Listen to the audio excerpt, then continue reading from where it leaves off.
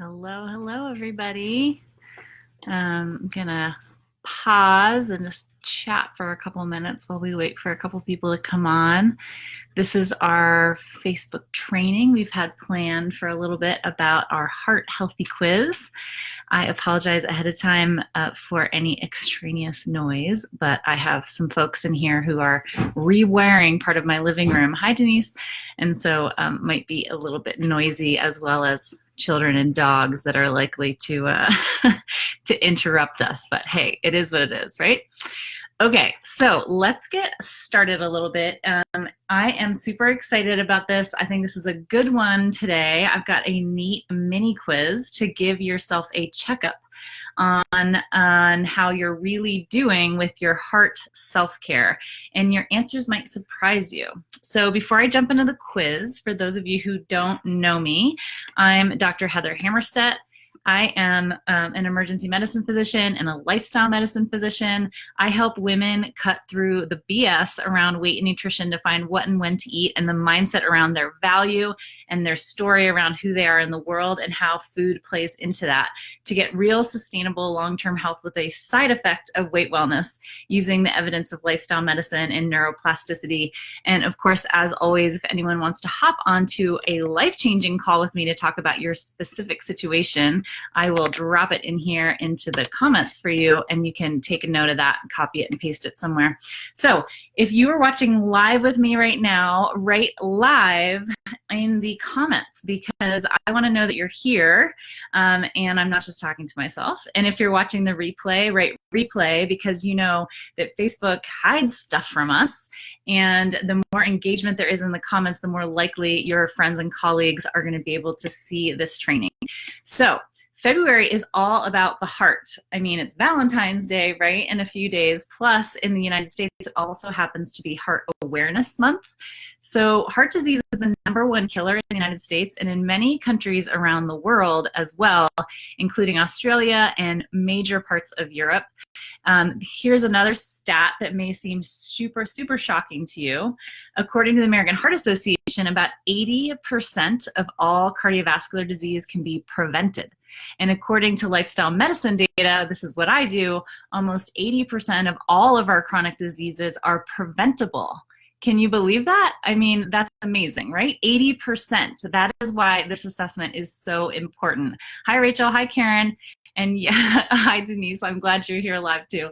So this assessment is super important, because if we can prevent what is coming down the road for us, right, that's the best case scenario. So, but if you're like a lot of people, you're probably cruising along in some areas of your self-care, but maybe need a little improvement in others, especially those of us with those, you know, highly stressful and highly needed jobs, where we are often putting ourselves to service of other people first before we are thinking about ourselves. I'm talking to my doctors, I'm talking to my nurses, I'm talking to my social workers, I'm talking to my entrepreneurs, right? There's so many of us. So this quiz is not about being perfect. It's just about taking great care of yourself, because you and your heart deserve it, right? So you ready for the quiz? Okay, grab a pen and paper and write down your answers to these questions. First question, how are you doing in the diet department? Are you eating a healthy, well-balanced diet that includes mostly unprocessed foods? Give yourself a yes or no. Do you cut back on foods that are high in sugar and instead mostly eat a mostly plant-based diet with healthy fats and proteins? Write it down. Take a second to think about what you've eaten over the last week. All of the meals, plus any snacks that you've eaten that if you're tracking your food, you probably didn't write down, right? I know you. So what grade would you give yourself on this, on the food that you take in your diet on a scale of 1 to 5? Are there some things that you can easily change to boost your grade? And this is how we're going to keep score. If 20% of your meals were healthy, okay, and when we're talking about healthy, we're talking about unprocessed, mostly plants, and less of that highly palatable processed food, the sugars, the high fats, and the salty stuff, right? So if 20% of less of your meals were healthy, give yourself a 1.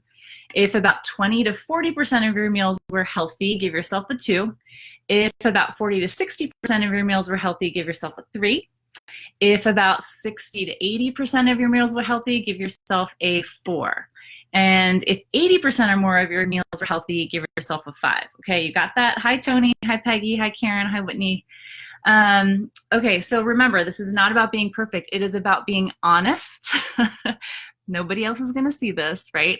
It's just about seeing what you're actually doing on a daily basis. So write down your score, or at least remember it, because you're going to need it later. Okay, second, exercise and daily movement.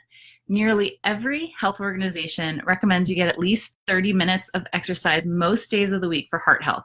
You can rack up your minutes over the course of a day, or you can get it done all at once, okay? So this could be walking, it could be doing a workout, it could be dancing, it could be gardening, or anything else that keeps you moving, okay?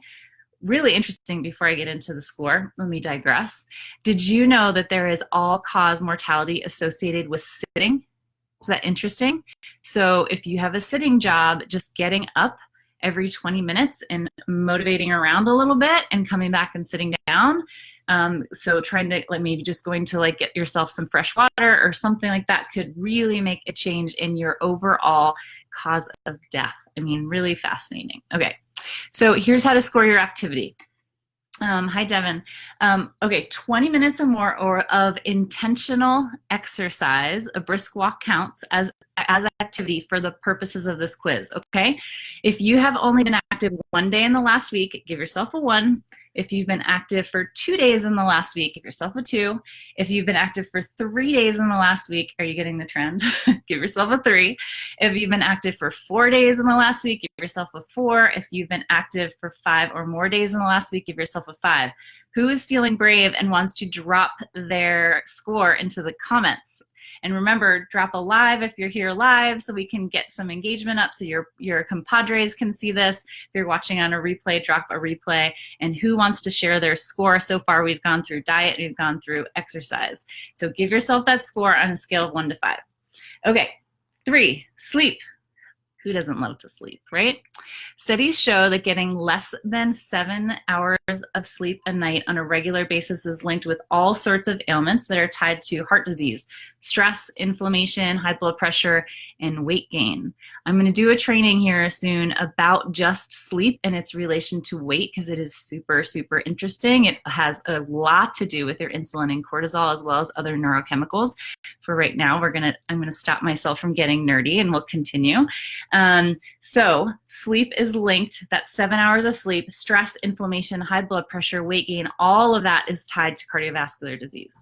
So are you getting enough sleep? If you're not, is there anything you can do to make it happen? Do you need to go to bed earlier? Do you need a nighttime routine? Do you need some other action? When we go into the sleep training, and drop some notes in the comments if you're interested in the sleep training. I'm not going to spend all the time if nobody's interested, but really like the types of light that you have and the exercise you did during the day and when you ate actually has a huge impact on your sleep. And so there's tons of biohacks that you can do. Actually, maybe I'll have Dr. Orr, our neuro mindset coach, come on and do that with me, because he is really amazing when it comes to this. Okay, it's amazing how much better you feel when you get a great night's sleep, though, right? It helps with mood, it helps with cognition, all of that. Okay, give yourself a score for each day in the last 7 days that you've gotten 7 or more hours of sleep. Give yourself a point, okay? So up to 5 points total. Get it? Who's going to give themselves a score? Each day in the last 7 days, you've gotten 7 or more hours of sleep. Give yourself a point. You can't cheat and give yourself a 7, though, because that would ruin my quiz. Okay, you got your number? Okay, how are we doing? We still here? Give me a like if you're here. Say hello if you're here, so I'm not just talking to myself. Hi, Shannon. Hi, Seema. Nice to see you. Okay, 4th. This is where I think about mindfulness. So everyone is a little bit different on what mindfulness means to them. Sometimes that means meditation. Some people that's prayer. Sometimes that's just a gratitude practice. It's very different for everyone. You even have, mindfulness-based stress reduction programs that do this in a very calculated way. What we're just going to talk today is something around your mindfulness. Let's say meditation, prayer, or a gratitude practice. Okay, there's the There's the workers blasting music. Okay, so studies show that these practices can actually help your heart health. Again, I'm not going to get into all my nerdiness around all the other things that it does. Includes helping with autoimmune disease, helping with your sleep, helping decrease your risk of metabolic diseases. All we're talking about today is our heart, okay? Do you spend at least a couple minutes a day focused on reducing stress and being grateful? So again, that can take a lot of forms. It can be simply sitting and breathing, praying, taking a walk in nature, journaling. It's a little bit different for everybody. So to give yourself a score for each day in the last 7 days where you've done some sort of prayer, meditation, or gratitude practice, give yourself a point up to 5 points, okay? 5th, I'm going to give you a moment for the meditation and mindfulness one. Anybody want to drop in a score for me? Okay, 5th, knowing your numbers. When was the last time you had your blood pressure and cholesterol actually checked by your doctor? This is good to know for everyone, but especially important if you're over 40. It's definitely worth asking your doctor about. So give yourself a score, give yourself a 1 if you have no idea what your numbers are. Give yourself a 3 if you've had your numbers checked within the last 3 months. Give yourself a 5 if you've had your numbers checked in the last 30 days, okay? You guys have that one? All right, last but not least, smoking. I'm not gonna lecture you. You already know the deal. I really want to lecture you, but I'm not going to. If you do smoke, I highly encourage you to ask your doctor about help with quitting. There are so many avenues available nowadays that make it a little bit less challenging, and the payoff is 100% worth it for a million reasons. So for your score, there is no gray area on this one. If you've smoked anything, even a single cigarette in the last 7 days, give yourself a 0. If you haven't, give yourself a 5, okay? So the areas we went over are nutrition, whole food, plant-based, unprocessed, less of those highly palatable and processed foods that the old guys, the mustaches and the lab coats are like making so that you buy more of them, less of that. Exercise, 30 minutes most days of the week. We're aiming for 150 minutes of moderately vigorous exercise per week. Sleep, 7 hours. That count was how many days in the last 7 days that you've gotten 7 hours of sleep or more. Stress reduction, which I was calling mindfulness, whatever that looks like for you, as well as knowing your recent health stats and not smoking. So add up all your scores, okay? The highest possible score for all of you mathematicians, we had top of 5 in each one, and we had 6 categories. So the highest possible score is 30. So what number did you get?